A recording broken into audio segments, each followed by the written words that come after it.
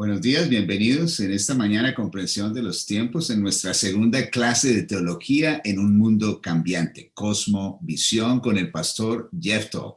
Bueno, hemos tenido una cantidad de comentarios increíbles. Algunas personas no esperaban que esta clase fuera tan actual y para nosotros y realmente estamos muy felices porque parte de esto, de este proyecto es darles teología, doctrina y temas para la actualidad, para que son herramientas para la iglesia.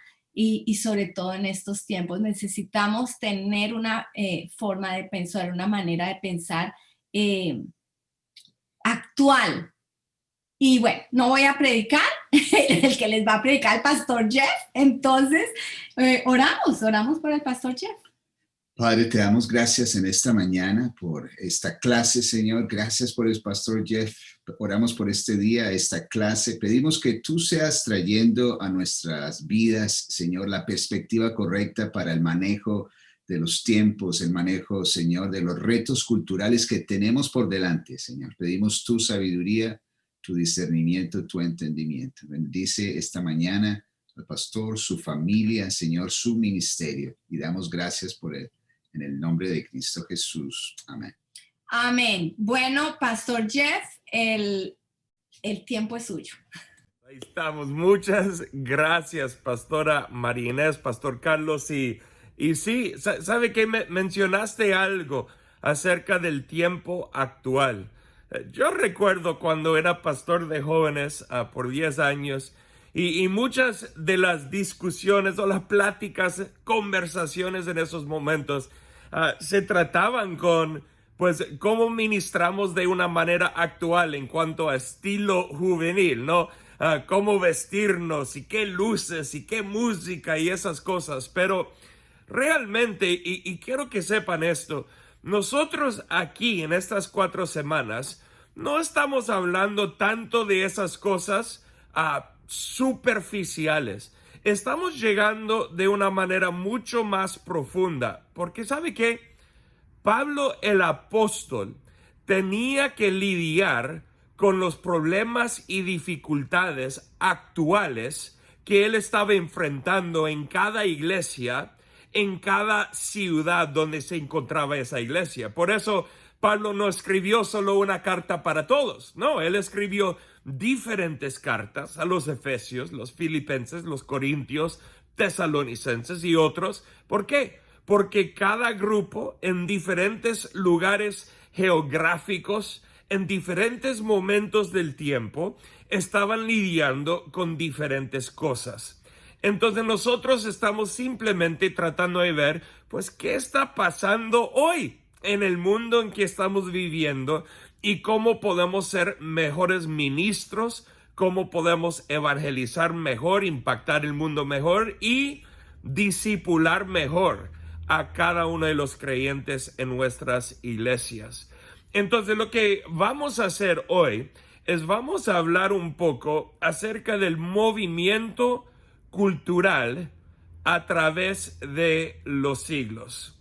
Movimiento cultural a través de los siglos. O sea, ¿cómo es que el mundo ha ido cambiando durante muchos años, muchos siglos y milenios realmente? Entonces, nosotros vamos a estar enfocados en esto hoy. Ahora, lo que quiero hacer primero con esto, en esta clase de movimiento cultural a través de los siglos, lo que quiero hacer primero es hablar de unas verdades necesarias, o sea, verdades fundamentales para proveer una base de entendimiento antes de entrar en este concepto. Entonces, la primera cosa que quiero mencionar es esto, que cambio cultural siempre ha pasado y seguirá pasando. Los cambios culturales siempre han pasado y seguirán pasando.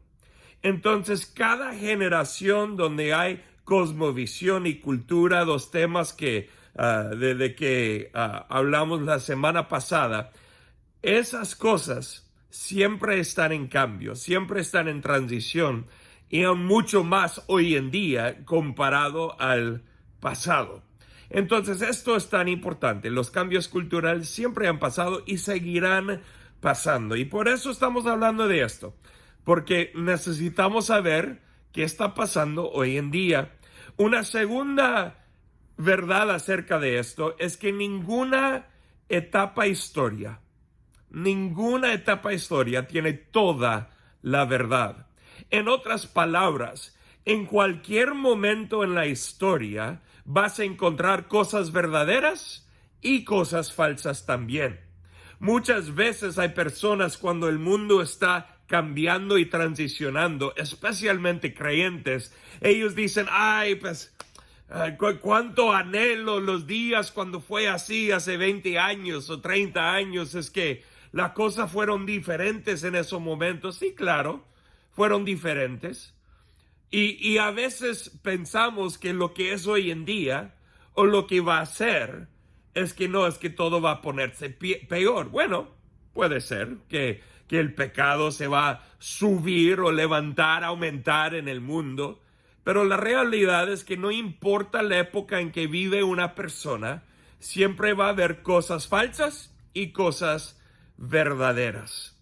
Entonces eso es bien importante porque muchas veces yo he tenido pláticas con personas que piensan, ¿cómo es que puedo traer niños, bebés a este mundo hoy en día que parece que este mundo va para abajo? La realidad es esta, de que en cada generación y cada etapa de la historia, Dios usa a su gente, a su pueblo, a su iglesia. Y hay verdad en el mundo y hay mentira en el mundo en cualquier etapa, pero Dios tiene un propósito en cada generación. Así que yo tengo mis 5 hijos. No me voy a preocupar de cómo va a ser el mundo en el futuro, porque sé que Dios en su plan soberano decidió que mi esposa y yo íbamos a tener 5 hijos y que ellos iban a vivir en el mundo en que están viviendo. Entonces mi trabajo como padre y como pastor, el trabajo de ustedes como padres, líderes, pastores, es entrenar, discipular, formar a sus hijos y los miembros de la iglesia y quien sea para entender qué es su rol en medio del mundo actual en que están viviendo. Y una tercera cosa es esta cosa, el trabajo del cristiano entonces es buscar cómo vivir una vida bíblica, o sea, una vida centrada en la palabra, en la etapa en que se encuentra. Entonces yo quiero enseñar a mis hijos, los miembros de mi iglesia, a vivir en el momento que están viviendo ahora. No lo que era hace 20 años o 50 años, sino cómo se encuentra el mundo en este momento. Por ejemplo, muy rápido, en este mundo hoy en día hay cosas sexuales que andan sucediendo y siendo aceptadas que van en contra de la palabra de Dios. Y es algo mucho más abierto hoy en día en 2021 comparado a 1980. Y va a ser aún más abierto en los años que vienen. Entonces yo tengo que enseñar a mi congregación, a mis hijos, cómo vivir en el mundo en que ellos realmente se encuentran, cómo seguir la palabra de Dios en este mundo. Entonces, unas preguntas que podemos hacer acerca de esto, muy rápidas para proveer el último de este fundamento, son estas preguntas. Primero, ¿cuáles valores culturales son bíblicos? Segundo, voy rápido con estos, ¿cuáles valores culturales son no bíblicos o neutrales? Lo voy a explicar. Y la tercera es, ¿cuáles valores culturales son antibíblicos? Bíblicos, no bíblicos, antibíblicos. ¿De qué estoy hablando? En cada etapa de la historia hay valores dentro de la cultura que alinean con la palabra de Dios. Y eso está bien. Por ejemplo, hoy en día muchos están hablando en contra del racismo. pues eso está bien, porque la realidad es que la palabra de Dios enseña que cada ser humano tiene valor, de que Dios es para todos y el evangelio es para todas las naciones. Entonces, hay un valor cultural que es similar a un valor bíblico. Pero a la misma vez sabemos que hay valores culturales que son, como la tercera pregunta, antibíblicos, que sería un ejemplo de eso. La aceptación o el decir que está bien varias actividades sexuales, ¿no?, que no están de acuerdo con la palabra de Dios. Sería un ejemplo de valores culturales que son antibíblicos. ¿Y qué son valores culturales no bíblicos? Bueno, sería cosas que tienen más que ver con estilo. Por ejemplo, el estilo de música que uno escucha o la comida que uno come. A mí me encanta, mi pollo favorito viene de Perú, el pollo a la brasa. Ese es un pollo impresionante, para mí el mejor pollo que hay en el mundo. Pero si hablo de la carne, hoy no, tengo que hablar de una entraña de Argentina. No, eso es algo increíble, esa entraña o el vacío. Y si hablo bueno, recuerdo ir a Colombia hace años atrás con unos amigos y comer de una rica bandeja paisa y con un aguacate que parecía el tamaño de la mitad de mi cabeza. Recuerdo eso, o sea, tan grande, los disfruté tanto. ¿De qué estoy hablando? Bueno, comida es un ejemplo de algo que no es ni bíblico ni antibíblico. O sea, el estilo, la clase de comida que uno tiene es simplemente neutral. Y nosotros vamos a tener que enseñar a nuestros hijos, enseñar a los miembros de la iglesia, a otros que enseñamos y formamos, cómo poder entender y percibir cuáles cosas en la cultura alíneanlo con la palabra, cuáles cosas no alinean, ni están en contra ni a favor, simplemente son neutrales, y cuáles cosas van en contra de la palabra, y formar un estilo de vida de acuerdo a eso. Entonces, lo que quiero hacer hoy es llevarlos por una trayectoria de todo, pues, la historia humana, pero no te preocupes, no va a ser nada ni largo ni complicado. Y realmente usando la palabra moderno, vamos a entender un poco unos detalles de cada etapa histórica. Ahora, antes de entrar en esto, quiero que sepan que realmente estoy dando un resumen demasiado básico aquí. En cada uno de estos temas uno puede ir y por horas y horas y horas estudiarlo mucho más profundo, pero para lo que estamos haciendo, lo que les voy a compartir para servir, porque el punto es llegar a donde estamos ahora en 2021. Ese es nuestro enfoque principal, para entender en qué tipo de mundo estamos viviendo ahorita. Entonces, estas son las 4 etapas que voy a compartir con ustedes. La primera etapa es lo que llamamos el premodernismo. La segunda etapa es el modernismo. La tercera etapa es el posmodernismo. Y la cuarta, una palabra que yo he puesto al mundo en que estamos viviendo ahora, es el supramodernismo. Entonces voy a hablar de cada una de estas etapas acerca del mundo. Primero, el premodernismo. Y esto, para que sepan, antes de hablar del premodernismo, tú y yo, mayormente, los que estamos participando en este curso, crecimos en un mundo mayormente moderno. Entonces, el premodernismo es lo que vino antes del mundo moderno. ¿Qué es el premodernismo? ¿Cómo era el mundo? Pues el mundo mayormente estaba formado en tribus, o sea, grupos de personas que tenían algo en común, una cultura en común, una etnicidad en común, y ellos vivían la vida juntos, ¿no? Entonces, todo estaba en tribus. Y claro, también hubo ciudades y cosas así. No es decir que no hubo grupos grandes de personas, no. De repente la nación o el imperio romano tenía millones de personas, tenían ciudades, o sea, era algo bastante grande, pero la gran mayoría del mundo premoderno estaba formado con tribus, con grupos más pequeños de personas, no con ciudades tan grandes, donde hoy en día es algo como 60% de la población mundial que vive en ciudades. En el mundo premoderno,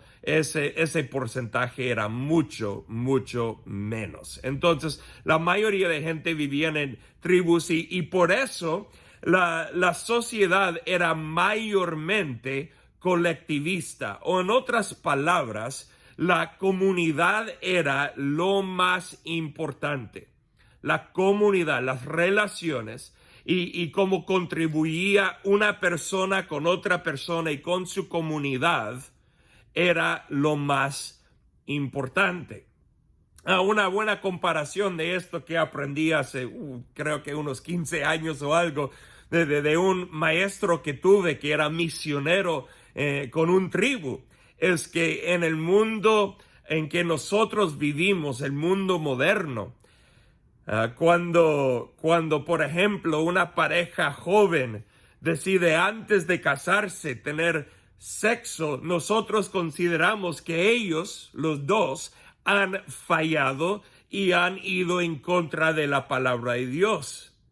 Pero recuerdo un misionero comentarme, que era uno de mis profesores hace años, de que en su ministerio en un tribu, cuando la misma cosa sucedía con una pareja joven que no había seguido la palabra de Dios, el tribu de ellos consideraba que esa falta era falta del tribu y no de los jóvenes. O en otras palabras, por su perspectiva colectivista, ellos consideraban que ellos, los líderes de su tribu, no dieron suficiente ayuda a esos jóvenes para vivir la vida correcta. Entonces no culparon a los jóvenes por su equivocación, culparon a ellos mismos. Ese es el sentir colectivista. Y claro, en el mundo más moderno hemos tenido naciones más colectivistas cuando oímos de cosas como el socialismo,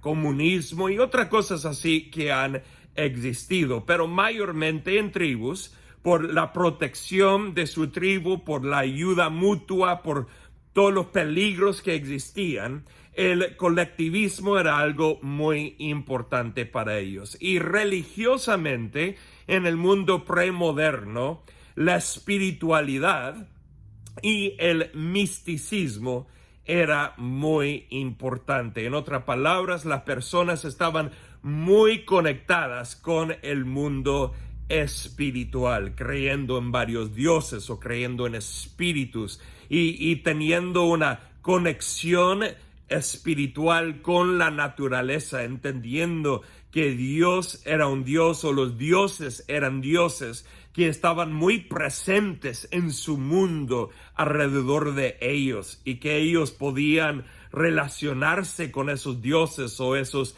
espíritus de manera regular, que Dios no era un Dios lejos para allá, sino era un Dios cerca o espíritus cercas con ellos en esos momentos. Entonces así mayormente fue el mundo premoderno.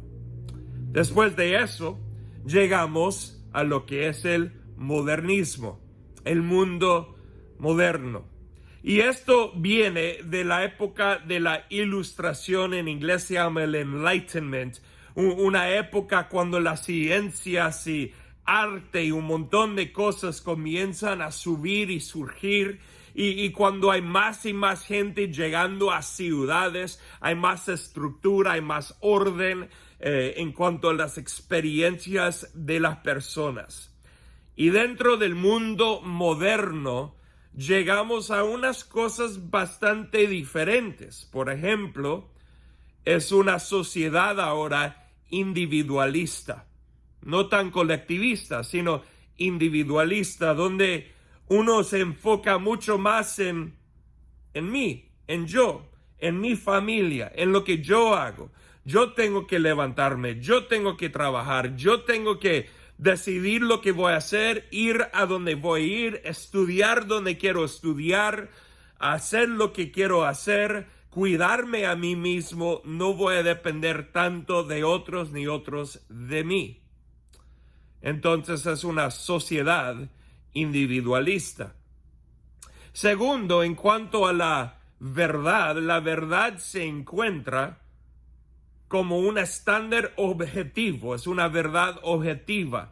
En otras palabras, es entender que la verdad no existe de tribu a tribu, diferente en cada lugar, sino es una verdad absoluta, una verdad objetiva que existe, un estándar en algún lugar y que todos tienen que seguir esto. Y sabe que la gran mayoría de nosotros, como creyentes, hemos vivido en esta clase de mundo, en este estilo de mundo, donde la verdad es absoluta, donde nosotros decimos, bueno, es que la palabra de Dios es la verdad absoluta y afirmamos eso y creemos eso. Pero en cuanto al mundo, ellos en cuanto a su verdad objetiva no miraban esto en cuanto a Dios, sino usaban el conocimiento y la ciencia. Como resultado de esto, en el mundo moderno, era una sociedad, o ha sido una sociedad naturalista. Una que está muy enfocada en la naturaleza, la creación, como algo, un estándar objetivo y absoluto. Donde una persona religiosa, un creyente, piensa que Dios es ese estándar. Una persona que no cree en Dios va a pensar que es la ciencia, el conocimiento, llega a ser su estándar absoluto y objetivo acerca de esta vida. Entonces, eso es lo que ha existido en este mundo moderno. Y es algo interesante, porque antes de seguir adelante, muchos creyentes, muchos pastores hoy en día andan mirando que el mundo está cambiando mucho. Y hay un deseo dentro de nosotros de cómo regresar a este mundo moderno donde todo era más sencillo, más claro, más fácil de comprender, todo más absoluto, ¿no? Y como de alguna manera queremos regresar a eso, pero la realidad es que el mundo está cambiando y no vamos a regresar a donde estamos. Ahora, eso no significa que no hay verdad absoluta en Dios. No, claro que sí, eso no cambia. Pero la realidad, como ya mencioné, es que cada etapa del mundo tiene sus lugares verdaderos y también tiene sus lugares falsos. Y es de nosotros buscar en cada etapa qué es verdadero y qué es falso. Y echar mano a lo verdadero y de ahí entrenar a las personas que tenemos en nuestras vidas, donde hay cosas falsas que van de manera contraria a la palabra de Dios. Entonces, ese es el mundo moderno en que hemos visto o vivido por cientos de años. En más o menos 1960, 70, hace 40, 50 años atrás, unas cosas comenzaron a cambiar. Y cuando esas cosas comenzaron a cambiar, esas cosas hicieron entrar un mundo, lo que llamamos el mundo postmoderno. Entonces voy a hablar un poco acerca de esto, el postmodernismo. Y este es un mundo muy diferente, que todavía tiene algunos conceptos del modernismo, pero que también ha cambiado. Entonces, el postmodernismo, voy a comenzar aquí, es también individualista. Entonces, eso es algo que está muy de acuerdo con el modernismo, o sea, la manera cultural. Y si alguien pregunta cuál es más bíblico, el ser individualista o colectivista, yo diría, para que sepan, que la Biblia es el balance perfecto entre los dos. No es ni un extremo ni el otro. Es una combinación de las dos cosas. Ese no es el tema de este curso, pero la Biblia nos enseña cómo ser responsables por nosotros mismos, pero a la misma vez cómo vivir en comunidad con otros y cuidar a otros. O sea, no es un extremo ni el otro.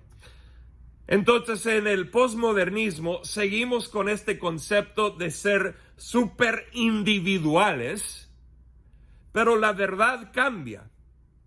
En vez de ser una verdad absoluta, el posmodernismo trae lo que es una verdad personal que es muy similar al premodernismo, donde la verdad existía en tribus o con personas. Entonces ahora es una verdad personal, donde yo digo, mi verdad es mi verdad, tu verdad es tu verdad, tú puedes creer lo que quieres creer, yo puedo creer lo que quiero creer y todos estamos tranquilos, que cada uno haga su propia cosa. Y el posmodernismo trajo muy fuerte ese concepto acerca de la verdad. Entonces es bien importante entenderlo. Por ejemplo, en los 1960 y 70, con el amor libre, con cada uno vivir de la manera que quiere, de forma sexual o con drogas o con esto, aquello y el otro, lo que sea. Es que el mundo individual literalmente trajo el mundo posmoderno a un extremo donde cada uno ahora vive según lo que quiere hacer, y la verdad para ellos ahora no es una verdad absoluta, sea la ciencia o la creación si es no creyente, o Dios si es creyente, sino ahora no, es lo que yo creo, y lo que yo creo está bien. Y lo que tú crees está bien. Voy a compartir muy rápido unas descripciones acerca del mundo postmoderno. La Enciclopedia Británica enseña esto.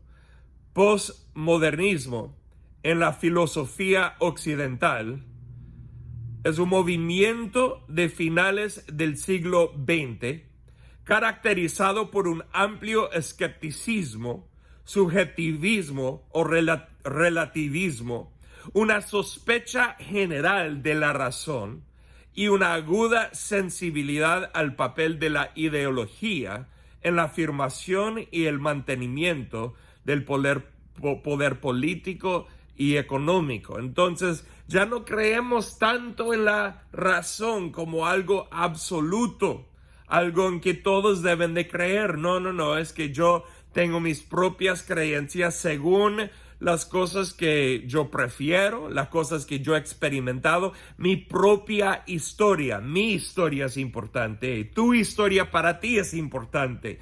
Y ese es el mundo postmoderno. Voy a compartir de un libro que se llama Teorías Cínicas, Cynical Theories, de James Lindsay y Helen Pluckrose. Dicen esto: el principio del conocimiento postmoderno, escepticismo radical sobre si se puede obtener conocimiento o verdad objetivo, y un compromiso, mira esta última parte, un compromiso con el constructivismo cultural. Ahora, ¿qué son esas palabras? ¿Qué es el constructivismo cultural? Bueno, déjame explicarlo, lo vamos a poner ahí. El constructivismo se trata de reconocer el conocimiento o la verdad de la gente basado en sus experiencias antes de enseñarles algo.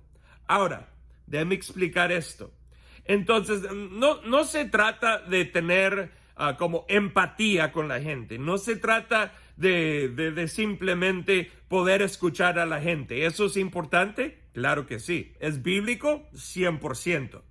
El punto es que uno tiene que estar con alguien y aceptar su versión de su verdad según sus experiencias como algo verdadero y afirmarlos a ellos en lo que ellos creen para su propia vida. O en otras palabras, ya no hay espacio ni lugar para uno decir, estás equivocado. Eso es lo que el posmodernismo nos ha traído. Entonces existe la verdad, pero esa verdad es bastante personal, es muy individual. Entonces hay unas cosas buenas en el posmodernismo. Me encanta, voy a decir esto, me encanta el enfoque en la historia. Porque ¿sabe qué? Toda la palabra de Dios es una historia desde el comienzo hasta el final de Dios aquí en el mundo.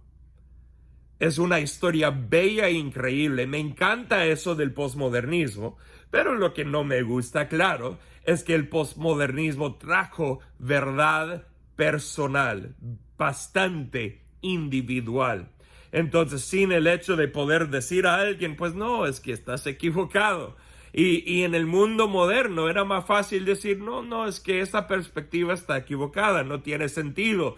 Ahora, hoy en día, y me imagino que muchos aquí que andan aprendiendo lo han experimentado, que hablan con alguien, con un joven, con un niño y dicen, no, es que eso no es la verdad. ¿Quién eres tú para decirme que yo no tengo la verdad? No, es que tú estás equivocado. Yo he experimentado esto, yo vivo esto es importante para mí.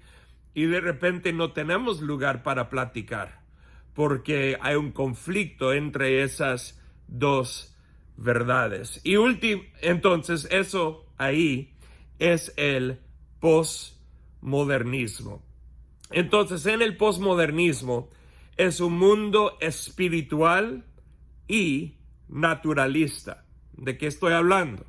Es un mundo donde la gente se conecta mucho más con la naturaleza porque no creen en Dios. Acuérdate, es que la verdad es mía, es personal, y ellos expresan esa verdad en el mundo natural, y en eso comienzan a conectar cosas espirituales al mundo natural. O sea, lo que llamamos la nueva era. Hay un comienzo de un sentir, no de un Dios ni espíritus allá, sino de una presencia general que existe en el mundo y en el universo con que yo estoy conectado y está conectado conmigo. Entonces es una combinación de una espiritualidad y algo natural en la vida de una persona, y es bastante personal. Es como yo me conecto con el universo y como el universo se conecta conmigo, y la meta es el poder conectarme con el universo. Mi propósito se encuentra no en Dios, sino en este universo, este concepto general espiritual, y yo me conecto con esto. Entonces, espiritual y también naturalista al mismo tiempo. Antes de seguir, quiero mencionar que si se han dado cuenta de algo, el mundo premoderno existía literalmente por siglos y milenios, o sea, por muchos años. Y el mundo moderno ha existido por un buen rato, por unos que más o menos 300 siglos, 300, 400 siglos por ahí. Y de ahí, pero si se dan cuenta de esto, el mundo moderno era mucho más pequeño en tiempo o cantidad de tiempo comparado al mundo premoderno. Y de ahí llegamos al posmodernismo. Y el posmodernismo ha existido por unos 50, 60 años, más o menos. Y es una cantidad de tiempo bien pequeña. E interesantemente, yo comencé a notar que las cosas estaban cambiando de nuevo.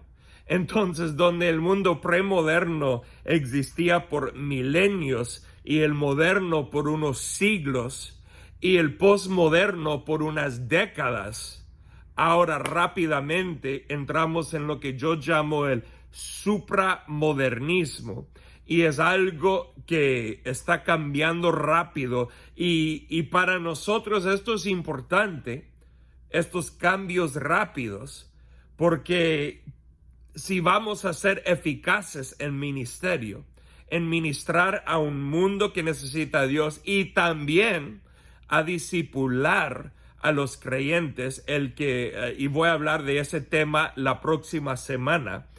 Si vamos a hacer estas cosas de manera eficaz, requiere que entendamos que el mundo está cambiando de forma rápida. Y muchos dicen, es que no, pero quiero que esté más estable como era antes. Pues lo siento, no es. Entonces, estamos en el tiempo, en la etapa en que nosotros nos encontramos. Entonces, voy a explicar y tomar la mayoría del tiempo ahora en este concepto del supramodernismo, algo que yo he visto, que yo he notado, y este es un nombre que yo he puesto a esta nueva etapa que está sugiriendo en estos momentos. Entonces, primero, ¿qué componentes tiene el supramodernismo? Primero, es una combinación de individualista y colectivista, pero escúchame bien, desafortunadamente no de una manera bíblica, donde yo dije que la palabra tiene un buen balance entre las dos cosas. Lleva ambas cosas a un extremo muy interesante. Entonces es súper individual que resulta en alguna clase de colectivismo donde resulta en tribus de nuevo como el mundo premoderno. ¿Okay? Lo voy a explicar. Entonces es tan individual, pero los individuales se dan cuenta que tienen cosas en común con otros individuales y como resultado forman tribus pequeños de nuevo con un sentir muy similar al mundo premoderno. Ahora, no es igual al premoderno en el contexto de que no estamos viviendo en tribus, estamos viviendo ahora mucho más en ciudades y todo eso, pero la manera relacional, emocional, mental, espiritual de vivir va a ser mucho más en tribus, muy similar al concepto premoderno. Entonces es una sociedad que es una combinación de individualista y colectivista. Segundo, escucha, esto es bien importante, ahora otra vez hay verdad absoluta. Sí, lo ves bien, hay verdad absoluta, pero la verdad absoluta está centrada en mí, en el yo, en mi persona. Déjame explicar esto. Donde antes, y este quizás es uno de los puntos más importantes antes de seguir adelante, es que antes el mundo moderno tenía la verdad absoluta, pero la verdad absoluta existía como un estándar fuera de nosotros. Si era la ciencia, pero fuera de nosotros. Si era Dios, es Dios fuera de nosotros. En el mundo postmoderno, nosotros dejamos la verdad absoluta para decir que cada uno tiene su propia verdad. Y en el supramodernismo, el cambio es muy interesante, porque ahora hay verdad absoluta y yo soy el que define la verdad absoluta. En el posmodernismo, mi verdad era mi verdad, tu verdad era tu verdad. Pero en el supramodernismo, mira esto, mi verdad debe de ser tu verdad. Yo quiero imponer mi verdad en ti. Entonces, como yo defino la vida, según mis experiencias, mis historias, lo que yo creo, lo que yo percibo, posmodernismo, ahora yo creo que tú tienes que creer según lo que yo te digo. Entonces es una verdad absoluta, pero la verdad está centrada en mí.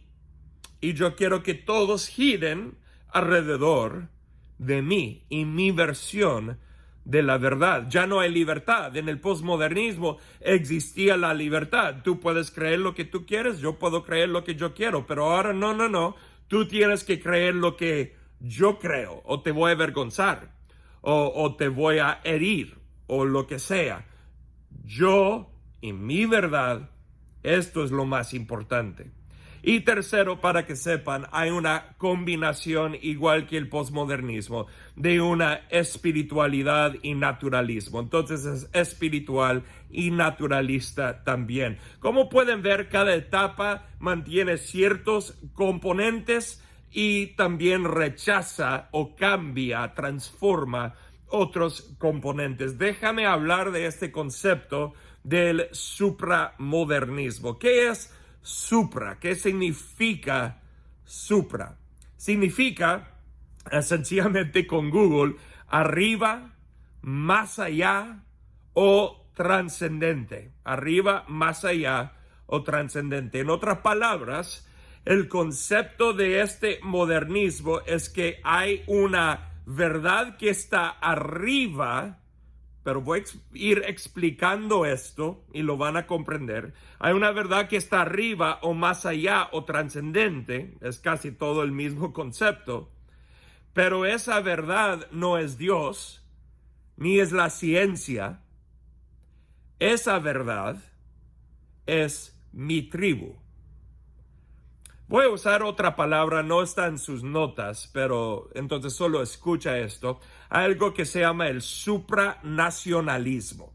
Y este concepto es un concepto donde una nación en el mundo se junta con otras naciones y ya es un grupo de naciones que forman su propio tribu. Es un tribu de naciones y ellos están arriba de todas las demás naciones. En otras palabras, ellos forman su grupito de intereses mutuos para su beneficio propio y ellos están trabajando a favor de ellos mismos en contra de todos los demás y quieren la sumisión de todas las demás naciones a lo que ellos están haciendo. Es lo que llamamos el supranacionalismo. Y en el mismo concepto, el supramodernismo, es donde yo tengo mi verdad y me uno con otras personas que tienen la misma verdad que yo y formamos una clase de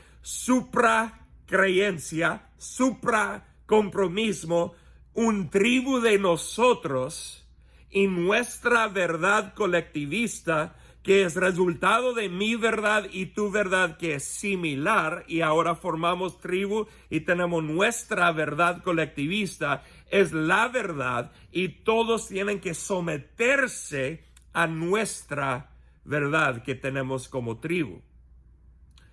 Ese es el supramodernismo. Está arriba del individuo, esto está en sus notas, arriba del individuo, pero no al nivel de la sociedad. En otras palabras, esto no se trata de simplemente toda una nación, no se trata de todo el mundo, se trata de un grupito de personas, mi tribu, arriba del individuo, pero no al nivel de la sociedad. Es mi tribu, mi grupo de personas que creen igual que yo, que mí, y nosotros queremos forzarles a todos los demás creer y vivir igual que nosotros. Entonces está arriba el individuo, pero no al nivel de la sociedad. Es una media forma de anarquía en cierta manera. No es pura anarquía, pero algo similar. Y una segunda cosa con esto es que es la creencia de que yo soy Dios. Y juntos, con mi tribu, juntos somos Dios. Entonces mi verdad es la verdad, yo soy Dios. Y juntos, en mi tribu, somos Dios. Estamos a cargo de todos los demás. Entonces, yo voy a ir aterrizando este avión aquí con este concepto principal. ¿Qué es la meta de todo esto? En el mundo hoy en día, en un mundo de supramodernismo, ¿qué es la meta? La meta es poder. La meta es poder. La gente está buscando tener poder, dominio, control, autoridad.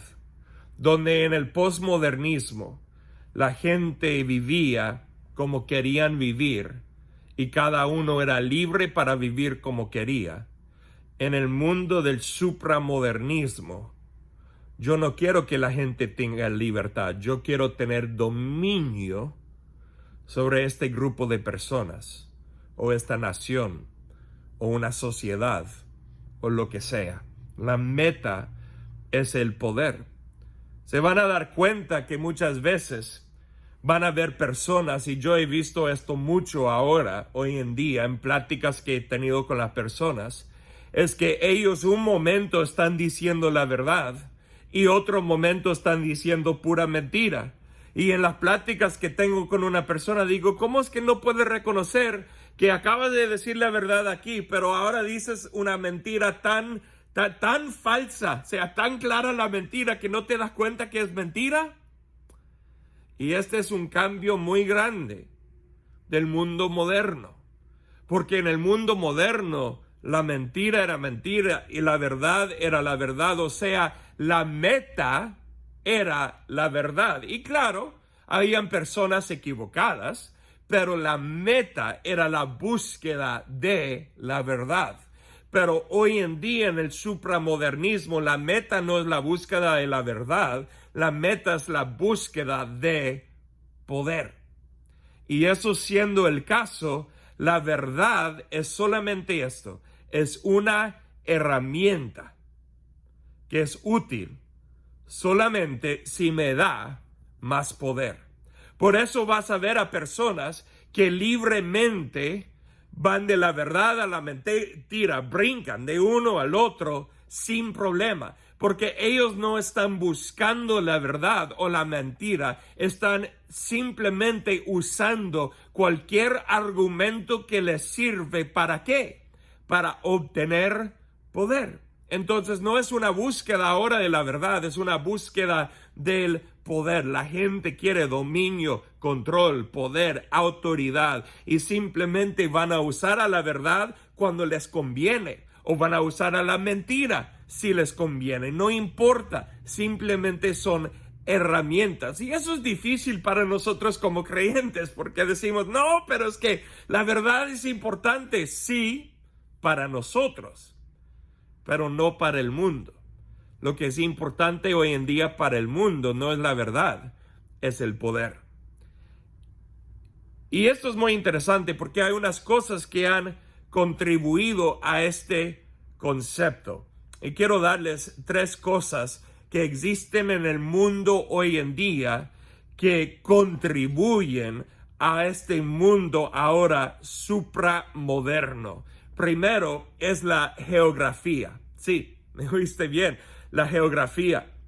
Porque hace cientos de años existía mucho terreno en el mundo que ninguna nación había conquistado, declarado que eso pertenecía a ellos. Existía terreno libre, por decirlo. Pero ahora no hay ningún lugar en el mundo que está fuera del control de algún país o autoridad. O sea, literalmente todo el terreno en el mundo tiene alguien, un gobierno a cargo de ese terreno. Entonces, es mucho más fácil ahora, donde cientos o siglos atrás, cientos de años o hasta siglos, milenios atrás, una nación buscaba cómo conquistar nuevas fronteras. Hoy en día, aunque hay un poco de eso, no hay tanto de eso. Entonces, un gobierno ahora tiene que buscar hacer ¿qué? Cómo manejar y controlar su propio grupo dentro de sus propias fronteras. La misma geografía contribuye a un concepto de un dominio, un control, un poder que está siendo ejercitado a niveles mucho más altos. Geografía contribuye a eso. Y claro, junto con esto, la política contribuye a esto. ¿Por qué? Porque si ya no hay nada más lugar para expandirse geográficamente, ¿cómo consigues el poder? ¿Cómo consigues el poder? A través de la política, entrar en el gobierno. Esa es la realidad y la manera de uno conseguir el poder en el mundo. Entonces, ahora la tercera cosa es esta: el negocio y la tecnología. Estas cosas también están contribuyendo a un mundo donde la autoridad y el poder puede ser más centrado en un grupo pequeño de personas. Entonces, en cuanto a todo esto, hay una película, o documental o documentario, no sé la palabra, pero algo en Netflix que se llama El Dilema Social, The Social Dilemma, y creo que es posible que lo puse en las notas, pero si no está, les animo a verlo, y es una película de quizás, no sé, una hora y media, algo así, que describe cómo es que Facebook y Twitter e Instagram y todas estas compañías de redes sociales tienen la capacidad de manipular información para convencer a la gente a hacer ciertas cosas. Incluso aquí en los Estados Unidos, Facebook, Google y todos estos, a través de lo que ellos hacen, tienen la capacidad, y ha sido probado científicamente, tienen la capacidad de literalmente cambiar la mentalidad o las creencias de la sociedad basado en las cosas que ellos promueven. Entonces, con el negocio y la tecnología, un poder muy grande que ellos tienen para ejercer dominio, control, poder, autoridad. Entonces, estas tres cosas de geografía, política, negocio y tecnología, todos contribuyen a un mundo donde el supramodernismo tiene la capacidad de florecer, donde la meta es el poder. Entonces, como siempre, lo que quiero hacer para llegar a la última parte es darles una perspectiva bíblica. Y la pregunta es esta: si en el mundo hoy en día la búsqueda es poder, ¿cómo podemos responder a esto? ¿Qué es la respuesta de los creyentes en un mundo que busca el poder y la autoridad? Yo tengo tres cosas que quiero compartir muy rápido con ustedes, y quiero que sepan, antes de decirlas, que estas tres cosas son nuevas para mí, o mejor dicho, yo apenas estoy desarrollando estos conceptos en cuanto al mundo y la sociedad en el mundo en que vivimos. Entonces, las tres cosas que voy a compartir con ustedes hoy son, pues, el comienzo de una lista de cosas, pero me imagino que con los meses y años que vienen voy a ir añadiendo más cosas bíblicas a estos conceptos, porque esto es nada más un comienzo. Y les animo a ustedes a que en cuanto a entender ahora con lo que he enseñado de que este mundo está enfocado en obtener y mantener poder y autoridad, les animo a ustedes a entrar en una búsqueda bíblica, estudiar la palabra, de ver cómo es que los creyentes viven en un mundo que está enfocado en poder. Entonces aquí están las tres cosas. Primero, en Daniel capítulo 2, versículos 20 a 21, dice esto: Daniel, alabado sea el nombre de Dios por siempre y para siempre, porque a Él pertenecen toda la sabiduría y todo el poder. Él controla el curso de los sucesos del mundo. Él, mira esto, Él quita reyes y pone otros reyes. Él da sabiduría a los sabios y conocimiento a los estudiosos. La primera perspectiva que tú y yo debemos de tener como creyentes es que Dios es el Todopoderoso.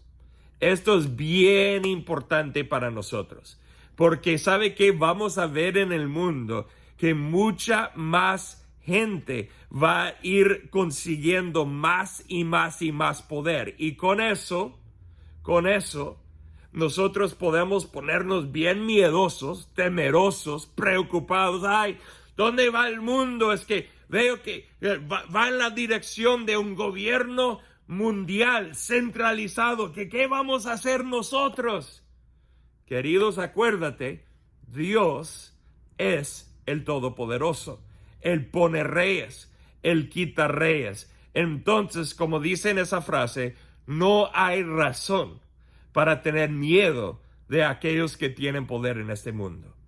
Porque confiamos y creemos en un Dios que tiene todo el poder, todo el dominio. Él es soberano sobre todos los asuntos humanos en este mundo. Confiamos en Él. Número 2 se encuentra en Hechos capítulo 12, versículos 20 a 23. Y antes de leerlo, quiero que nada más sepan que tú y yo podemos escoger tantos versículos para mostrar este próximo concepto, pero me gustó Dios mostrando su poder con un rey, con alguien que tenía poder. Dice, ahora bien, Herodes estaba muy enojado con los habitantes de Tiro y de Sidón. Entonces ellos enviaron una delegación para que hiciera las paces con él, porque sus ciudades dependían del país de Herodes para obtener alimento. Los delegados se ganaron el apoyo de Blasto, el asistente personal de Herodes, y así se les concedió una cita con Herodes. Cuando llegó el día, mira esto, Herodes se puso sus vestiduras reales, se sentó en su trono y él les dio a ellos un discurso. El pueblo le dio una gran ovación gritando, es la voz de un Dios. Mira el poder que él tenía, no la de un hombre. Paro ahí un momento para decir, aquí está un rey que se creía Dios, literalmente Dios en la carne.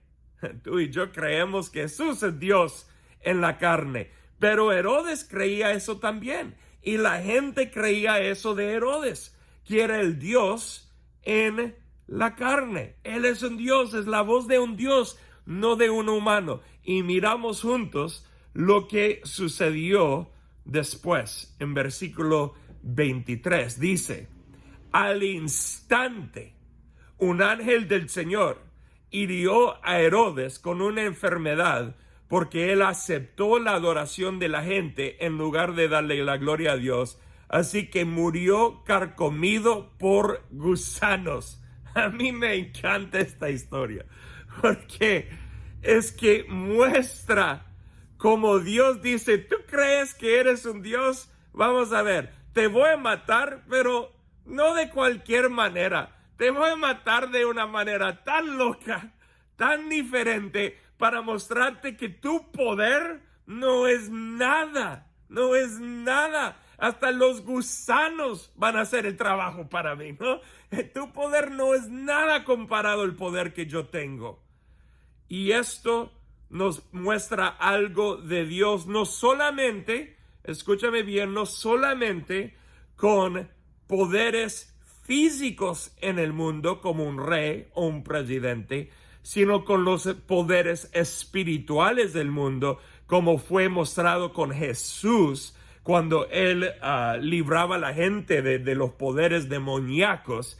Nos muestra esto, que el poder sobrenatural de Dios da testimonio a los poderes del mundo, los poderes físicos y espirituales de este mundo. El poder sobrenatural de Dios da testimonio. En otras palabras, cuando los poderes espirituales y físicos de este mundo se levantan, el poder de Dios muestra que hay uno que tiene aún más poder. Por eso yo creo que en los días que vienen va a ser muy importante para los creyentes operar en los dones del Espíritu Santo. Porque los creyentes operando en el poder de Dios, y el poder de Dios redime, restaura, sana, libera, bendice, salva, todas esas cosas. Pero el poder de Dios manifestado en este mundo va a mostrar al mundo que hay un poder aún mayor del poder que ellos tienen o el poder en que ellos creen. Ahora algunos dicen, pero ¿la verdad es importante? Sí, pero escúchame bien. La verdad es importante para nosotros como creyentes, pero no es importante para el mundo. Lo que es importante para el mundo es el poder. Tú puedes pararte en una esquina y predicar la palabra todo el día, pero en un mundo supramoderno, ellos no van a simplemente recibir la verdad, porque ellos ya creen su verdad y ellos están buscando no la verdad, sino el poder. Pero cuando el poder de Dios es manifiesto a través de los creyentes en Dios, eso da un testimonio tan grande que abre la mente y el corazón de una persona que va a decir, wow, tu poder es más alto que mi poder. Ahora, mira esto, quiero saber de tu verdad, ¿de dónde viene ese poder? Entonces, el poder no es que quitamos la verdad, no, sino que el poder va a ser lo que abre la puerta a la vida de la persona para ellos estar listos a aceptar y recibir la verdad de Dios en sus vidas. Entonces, el poder sobrenatural de Dios da testimonio a los poderes de ese mundo. Aun si el poder de este mundo es un demonio, o si es un presidente, si es un jefe en el trabajo, o el vecino que se cree que él es el encargado del mundo, aunque no es, no importa. Pero el poder de Dios sobrenatural va a dar testimonio a los poderes de este mundo. Y tercero, y para terminar, Juan 13, 12 a 17 dice esto. Después de lavarles los pies, Jesús aquí con sus discípulos en esa cena que él tuvo con ellos antes de ir a la cruz, dice, se puso otra vez el manto, se sentó y preguntó, ¿entienden lo que acabo de hacer? Ustedes me llaman maestro y señor, y tienen razón, porque es lo que soy. Y dado que yo, su señor y maestro, les he lavado los pies, ustedes deben lavarse los pies unos a otros. Les di mi ejemplo para que lo sigan. Hagan lo mismo que yo he hecho con ustedes. Les digo la verdad, los esclavos no son superiores a su amo, ni el mensajero es más importante que quien envía el mensaje. Ahora que saben estas cosas, Dios los bendecirá por hacerlas. Y esto me lleva a la tercera y última cosa, que es esta frase. El poder del creyente es para servir y ganar a otros. Hoy en día, muchos creyentes piensan que nosotros también debemos de ganar poder. Poder político, poder de una variedad de diferentes formas para tratar de cambiar la sociedad. Ahora, podemos tomar mucho tiempo para debatir este punto, pero yo creo que el llamado de Dios para nosotros es tener el poder de Dios tan fuerte que nosotros estamos tan seguros de quiénes somos en Él, que nosotros podemos servir a otros. Sabemos el testimonio de los discípulos, los apóstoles, que dieron sus vidas para el evangelio, que estaban dispuestos a sacrificar todo, entregar todo por amor a otras personas. Y he visto tanto en el mundo hoy en día que muchos de los creyentes igual, su objetivo es ganar poder, poder en el mundo físico. Pero la realidad es que este mundo se va a acabar. O sea, la versión del mundo en que vivimos ahorita va a terminar. Pero es el reino de los cielos que sigue para siempre. Entonces, si yo tengo la opción entre ganar poder en este mundo o servirle a alguien y ganar amistad para que ellos entren en el reino de Dios, lo más importante es servir a la persona para que entre en el reino de Dios. Yo creo que en un mundo que busca poder, y escúchame muy bien en esto con que termino, en un mundo que está buscando poder, que el mundo al ver a creyentes que buscan no poder, pero servir, va a dar testimonio increíble del evangelio de Cristo Jesús en este mundo.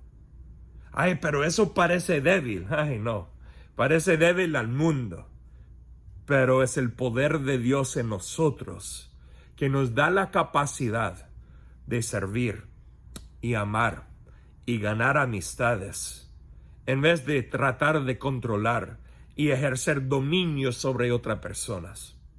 Entonces vamos a ser fuertes en la verdad y vamos a ejercer el poder de Dios a través de los dones del Espíritu Santo. Pero a la misma vez, nuestra actitud va a ser una de servir a nuestros enemigos, amar a nuestros enemigos, ayudar a los demás, porque ese es el ejemplo bíblico que Cristo nos ha dado. Eso es el poder de Dios manifestado en nuestras vidas. Y les animo a confiar en el Dios Todopoderoso, a operar en el poder de Dios para sanar, restaurar, cambiar, librar y a servirlos a los demás, porque estamos tan llenos del poder de Dios que no buscamos posición, título, poder humano. Buscamos servir a otros para que entren en el reino de Dios, no en el reino de Jeff, sino en el reino de los cielos. Ese es nuestro deseo, es nuestro llamado aquí en este mundo. Muchas gracias. Estoy ansioso de estar con ustedes 2 semanas más, donde tenemos mucho más para compartir. Bendiciones a cada uno de ustedes. Pastor Jeff, muchísimas gracias. Y cada vez que lo escucho, se empiezan a surgir muchas preguntas en mi mente. Usted habló sobre poder. Obviamente, cuando la Biblia nos habla de poder, nos está hablando del Espíritu Santo. Y antes de que comenzáramos esta clase, hablamos brevemente sobre la realidad de la iglesia hoy. La iglesia hoy, estoy hablando de nuestras iglesias, en su mayoría pentecostales, sí. Pero solamente tiene el nombre pentecostal, porque hemos abandonado la enseñanza de la palabra como tal, la verdad, sí. ¿No? Y lo peor, hemos abandonado el Espíritu de Dios, el mover, el poder del Espíritu Santo. Hablamos un poquito de eso. ¿Por qué no expande un poquitico sobre esa realidad de la cultura moderna y lo que esto está produciendo? Muy interesante. Y quiero hablarlo de una manera bien práctica, porque creo que muchas veces podemos como medio regañar y decir, ay, es que hemos dejado el poder del Espíritu Santo, ¿qué pasa con nosotros? Y creo que algo muy práctico, y al entender esto, podemos entenderlo y cambiarlo como resultado. Como el mundo moderno estaba mucho más enfocado en la verdad absoluta y también en la ciencia, la naturaleza, esas cosas, era muy fácil para nosotros pensar que la manera más rápida, por decirlo, de ganar a la gente es a través de un evangelio que es simplemente algo de hablar de la verdad. Y en este concepto, lo que ocurrió en muchas iglesias, creo que más o menos como en los 1980, por ahí 90, Lo que ocurrió es que muchas de las iglesias decidieron que para alcanzar a los no creyentes, lo que vamos a hacer es darles herramientas prácticas bíblicas, pero herramientas prácticas para la vida. Cosas como cómo manejar tus finanzas, cómo tener un matrimonio mejor, cómo criar buenos hijos, y esa cosa, porque esos temas aplican a creyentes y también aplican a no creyentes. Entonces, muchos pastores yo percibo, y yo me incluyo en esto por un periodo de mi tiempo pastoral, que yo creía, bueno, si nosotros enseñamos estas cosas prácticas, vamos a poder ganar a los no creyentes. Y quiero decirles algo, que por un periodo de tiempo, eso funcionó. Sí, funcionó. Muchas iglesias pudieron ganar a mucha gente para el Señor con ese como énfasis y enfoque. Pero el problema con eso es que esas mismas iglesias no estaban haciendo buen trabajo de un proceso de discipulado con la gente. Entonces, hicieron como una inversión en las iglesias, donde en vez de entrenar a creyentes para ir al mundo, crearon un ambiente de iglesia para traer a los no creyentes ahí, y de ahí todos se convirtieron en lo que llamamos medio chistoso, en domingueros, ¿no? En estar, que su experiencia de iglesia era simplemente llegar el domingo, recibir una buena prédica, y no se convirtió en un estilo de vida en todas las maneras que debe ser la vida de un creyente. Entonces, con todo ese enfoque, y quiero que sepan, no es que hablar de matrimonios, hijos, finanzas y todo eso está mal. No, claro, está bien, debemos de incluir enseñanzas así. Pero todo se convirtió en algo tan práctico que nosotros perdimos dos cosas importantes. Número uno, perdimos mucho de lo que era el concepto de estudio bíblico, o de la gente realmente estudiar la palabra, meterse en la palabra de Génesis hasta Apocalipsis, y solo eran ciertos pasajes de la Biblia para contribuir a las áreas prácticas de su vida, en vez de una persona enamorarse con toda la palabra de Dios. Y número dos, como tú mencionaste, como resultado, dejamos la operación del Espíritu Santo, porque eso era algo pues no tan necesario en cuanto a ganar almas en el contexto de un servicio de una iglesia. Y claro, hasta Pablo el apóstol enseña que necesitamos balance en cuanto a esas cosas en un servicio público con gente, pero yo creo que hoy en día nosotros estamos comenzando a darnos cuenta que ese modelo de iglesia servía por una temporada y era bueno para ganar almas, pero era muy malo para llevar esas almas ganadas en un proceso de crecimiento y formación según la palabra y la operación del Espíritu Santo.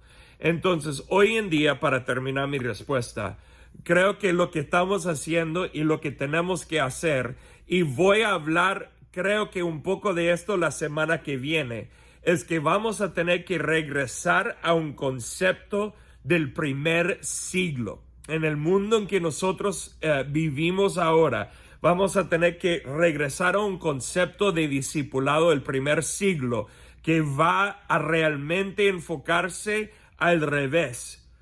No en simplemente usar la iglesia para ganar almas, sino, y cuando hablo de iglesia estoy hablando de un edificio o un servicio dominical, sino usar la iglesia como un centro de equipar a discípulos que salen al mundo y ellos ganan almas, ellos impactan sus áreas de trabajo en la política o sus vecindarios o lo que sea. Entonces creo que en eso vamos a tener que reformarnos, una nueva reforma si lo quieres llamar así, donde vamos a encontrar de nuevo la operación del Espíritu Santo, encontrar de nuevo enseñar fuerte. Y cuando digo fuerte, no estoy hablando de algo serio, malo, sino pero un enfoque fuerte en la palabra de Dios, en que la gente realmente desarrollen vidas como discípulos de Cristo Jesús. Y hacer la pregunta, ¿qué es un discípulo? Y vamos a responder a eso la semana que viene. Jeff, muchísimas gracias por esa respuesta. Sí, muy interesante y la verdad, ¿sabes qué? Cuando estabas hablando del poder, vino a mi mente, cuando yo estaba en el grupo de jóvenes, nuestro pastor nos pedía que oráramos por señales, prodigios y milagros que siguieran a la predicación, porque era muy importante no solo predicar, sino orar que la predicación fuera seguida de señales, prodigios y milagros. Eso fue hace como 30 años. No, sí, y sabe que eso es tan importante, porque sabe que hay muchas iglesias grandes, ¿no? No es así, o sea, muchas iglesias grandes que tienen miles de personas y tienen fondos para crear ambientes súper bonitos con luces y buenas plataformas y todo eso. Increíble. Yo estoy a favor de eso, no tengo problema con eso. Pero interesantemente, durante toda la historia humana, o sea, desde que comenzaron las iglesias, durante 2000 años, el promedio de iglesia todavía es más o menos 60 a 70 personas, el tamaño de una iglesia.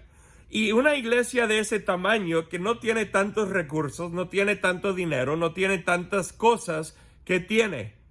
Tiene el poder del Espíritu Santo. Eso es lo que tiene. Y ¿sabe qué? Cuando los creyentes salen de la iglesia para ministrar a sus vecinos, no tienen luces especiales, no tienen un ambiente bonito, pero sí tienen el Espíritu Santo con ellos. Y con esa palabra de Dios que sigan los señales y milagros, prodigios. Amén a eso. Estoy a favor. Sí. Bueno, aquí muchísimas gracias. Tenemos algunas preguntas, pero una de estas tiene que ver cuando tú comentaste al principio sobre los valores similares y hablaste, por ejemplo, del racismo. Entonces, tú dices que hay cosas que compartimos porque Dios también, pues Dios quiere que aceptemos a todas las personas. Yo escuché al pastor Wayne Cordero hace unos años decir algo, que el mundo estaba robando nuestras palabras y nuestras verdades. Entonces, que si hablan de amor, lo usan en otro contexto. Claro. Y nos quitan nuestra verdad, lo que es el verdadero amor. Y una de las cosas que yo estoy viendo, por ejemplo, en cuanto al racismo, es verdad, es bíblico, pero están creando un mundo de victimismo, donde la gente a todo lo llama racismo, cuando realmente no es. Y yo he llegado a la conclusión que a veces, oye, no es racismo, a veces es que somos humanos y a veces no nos gustan ciertas personas y eso es lo más natural de la vida. Y digamos, espiritualmente hablando, podría ser algo rechazo. No, a mí yo me he sentido rechazada en mi vida en muchas áreas y nunca le he llamado discriminación ni racismo, y mucho menos en mi cultura donde ni siquiera existía la palabra racismo, pero sí. Llegas como hispano, llegas a Estados Unidos y todo se vuelve racismo. Y yo pensaba, ¿cómo así racismo? Pero yo he experimentado esto mismo en mi tierra y no había racismo. Sí. Entonces, ¿cómo podrías definirnos y explicar un poquitico más sobre esos valores que aparentemente compartimos, pero en un sentido son opuestos? La definición de ellos es opuesta a los nuestros. Claro, y tienes toda la razón en lo que estás diciendo. Y no quería tomar todo el tiempo en mi enseñanza para hablar de todo este concepto, así que lo usé solamente como un ejemplo, pero 100% estamos de acuerdo de que el mundo tantas veces cambia la definición de algo, como ha cambiado la definición del matrimonio y un montón de otras cosas, y hasta cambiar la definición de racismo. Es muy interesante porque en mis estudios el racismo durante casi toda la historia en que hemos pensado en racismo, lo hemos considerado como algo personal, ¿no? O sea, como yo trato a otra persona, pero hoy en día la definición ha cambiado usando una herramienta que se llama la teoría crítica de la raza, donde el racismo tiene que ver con no solamente una persona, sino con toda una sociedad, con lo que llaman racismo sistémico. Y ahora, si tú eres, por ejemplo, aquí en Estados Unidos, una persona blanquita como yo soy totalmente parte del grupo de los que oprimen a los demás, y yo, por ser blanco, soy un racista. Y uno como blanco dice, no, pero yo no soy, yo amo a toda la gente, ayudo a la gente, sirvo a la gente. No, es que tú eres racista porque perteneces a este grupo que ha oprimido a todos los demás. Y digo, pero ese no es justo, ¿no? ¿Por qué me incluyes en eso? Y claro, entonces el mundo lo cambia. Y por eso menciono, y esto es bien importante, y usé la palabra racismo, pero mi punto era, y esto es importante, un valor cultural. El mundo va a cambiar definiciones de cosas, ¿no? Pero existe un valor cultural que dice que debemos de tratar individualmente a cada uno como un ser humano y que es importante, ¿no? Ahora, todo lo que tú dices de lo que podríamos llamar el nuevo racismo, muchas de esas cosas y definiciones van en contra de la palabra de Dios. O sea, son antibíblicos, 100% totalmente de acuerdo. Pero hay mucha gente en el mundo que dicen, ¿sabe qué? Pero es importante el tratarle a otra persona de otro color con respeto, con amor, con generosidad. Y donde existe ese valor aún dentro de un no creyente, yo puedo afirmar ese valor. Llámalo lo que quieras llamarlo, pero ese es un valor bíblico que puedo afirmar y que ellos se dan cuenta, oh, wow, es que tengo algo algo donde estoy de acuerdo con un creyente. Mira eso, es interesante. Entonces, mi único punto ahí es decir que encontramos esos valores que existen, que son similares a la palabra, muy similar a lo que dije la semana pasada, encontrar la verdad que ya existe en un lugar y usar esa verdad para traer la gente al Señor. Y donde hay verdad en un valor cultural está bien. Entonces, para terminar, en el mundo llamado racismo, yo diría que hay una porción de ese mundo que tiene valores que son bastante bíblicos, y hay otra porción de ese mundo de puro victimismo y esas cosas que son antibíblicos, y que nosotros como creyentes tenemos que tomar el tiempo, requiere tiempo, estudio y trabajar en esto, de reconocer dónde es que hay valores que son bíblicos con que podemos relacionar y dónde es que hay cosas que van en contra de la palabra. Y eso es algo bien detallado, caso por caso, que hay que estudiar. Así que estoy 100% de acuerdo, pero es un trabajo muy detallado y uno que no iba a tomar todo el tiempo para pues expresar o explicar aquí hoy, pero estoy de acuerdo, sí. Muchísimas gracias, Pastor Jeff. Me gustó eso, ¿no? Enfoquémonos en valores y no en colores de razas o colores políticos. Enfoquémonos en valores. Pero hay una última pregunta. No lo voy a quitar, sino lo poquito que nos queda, pero es el tema de, esta es una palabra hoy muy utilizada, la deconstrucción de la fe. Deconstrucción. Sí. Y cuando yo escucho esa palabra, para mí es muy posmodernista y ahora supramodernista. Correcto. ¿Podría hablarnos un poquitico de ese término? Ya, la desconstrucción de la fe mayormente aplica a personas que comenzaron como evangélicos, ¿no? Comenzaron en la iglesia y llegan a un cierto punto donde por pues una variedad de razones y son diferentes de iglesia tras iglesia, pastor tras pastor, persona por persona, que una persona llega a un punto donde dice que esta fe o lo que ellos perciben que es la fe ya no tiene las respuestas para mi vida, o sea, no responde a lo que tiene que ser o debe ser mi cosmovisión. Entonces, lo que ocurre con mucha gente es comienzan por un proceso de quitar ladrillo por ladrillo, pedazo por pedazo, los componentes de su fe.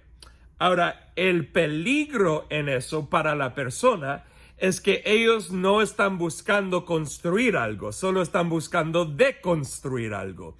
Y el resultado en muchas cosas es que esa persona termina literalmente con nada, o sea, sin identidad y no sabe ni qué cree, qué debe creer, ni nada. Y muchas personas quedan hasta deprimidas y en un montón de problemas y dificultades. Ahora, yo creo que es el deber de nosotros como pastores e iglesias hacer dos cosas. Número uno, ver si hay cosas en nuestras iglesias, en la cultura de la iglesia, la manera de la iglesia, estilo de iglesia, pero cuando digo estilo no estoy hablando de luces o plataforma o la manera de predicar, sino la manera de llevarse a cabo esta cosa que llamamos iglesia.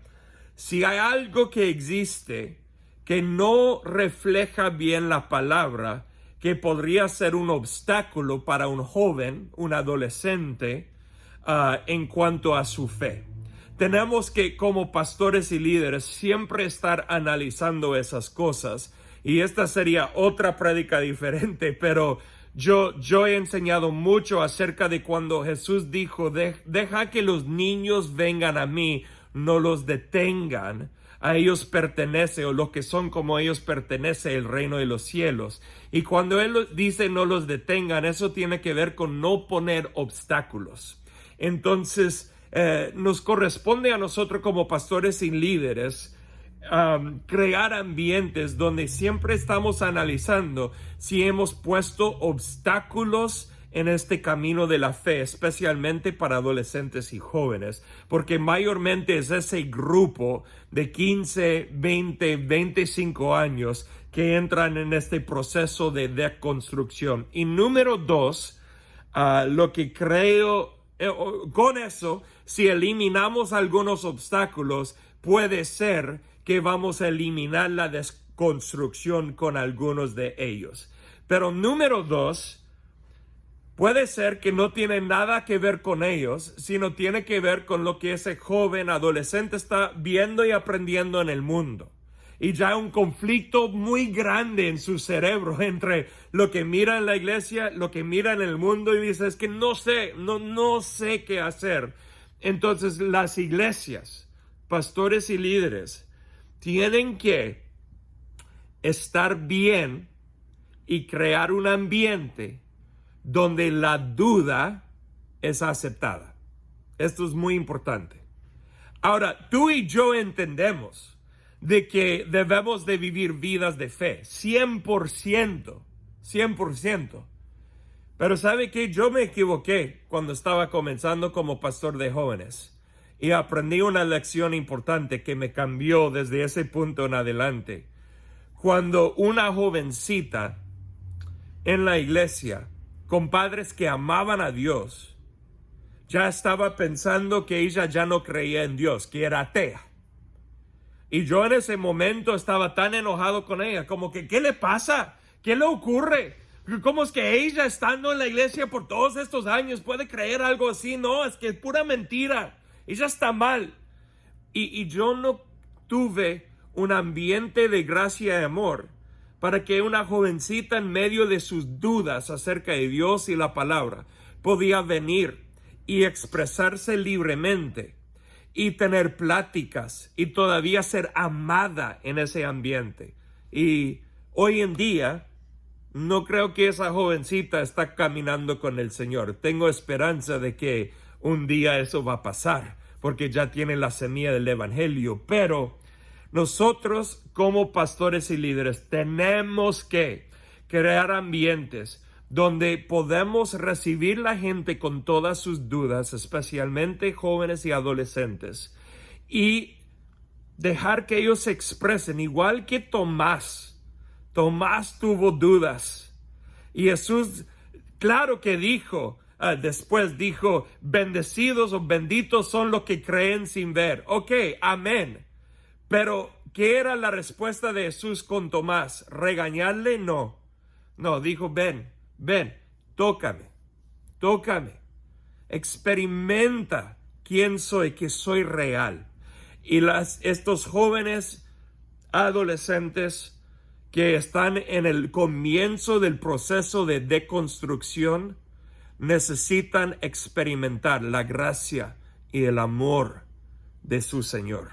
Entonces creo que esa es la segunda cosa, que nosotros creamos ambientes donde ellos pueden expresar esas cosas y podemos caminar con ellos paso por paso en ese proceso de duda para que terminen con la fe al final. Buenísimo, Pastor Jeff. Muchísimas gracias. Qué pena con el tiempo, pero es que tengo una pregunta y es la última pregunta que hicieron aquí en el chat. Entonces, buenísimas esas respuestas. Realmente son consejos sabios para este tiempo. Tomemos nota porque de eso se tratan estas conferencias. Esta pregunta dice, ¿cómo ven los humanistas el supramodernismo en este tiempo? Claro, una persona humanista es una persona que está sumamente enfocada en, pues, como dice la palabra, los seres humanos. O sea, ese es su enfoque. Entonces ellos dejan mayormente las cosas espirituales. El humanismo tiene algo cerca, no es igual, pero algo cerca al naturalismo. O sea, hay unas conexiones ahí. Pero es una persona enfocada en este mundo, no en el mundo que viene, no en ninguna cosa espiritual, sino todo lo que está enfrente del ser humano. Y ellos están muy enfocados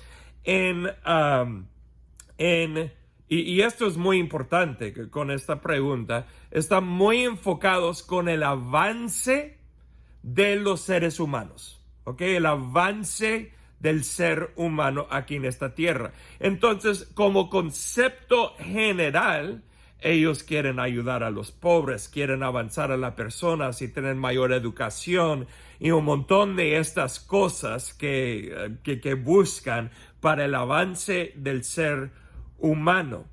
Y el problema que existe es que una persona solamente enfocado en eso, aunque el avance del ser humano y ayudar a los pobres y todo eso está bien y hasta bíblico, es un valor bíblico, usan valores y cosas no bíblicas para poder responder a las cosas que desean tener. Esto igual pasa con el racismo y lo que es el movimiento de antirracismo. Declaran en algunas áreas un problema que la palabra de Dios también reconoce, pero la respuesta al problema es algo sumamente antibíblica. Y el humanista en estos días, yo creo que está usando las herramientas del supramodernismo, o en otras palabras, la herramienta de poder para tratar de resolver las cosas o los problemas que existen con los seres humanos. Déjame decirlo de esta manera.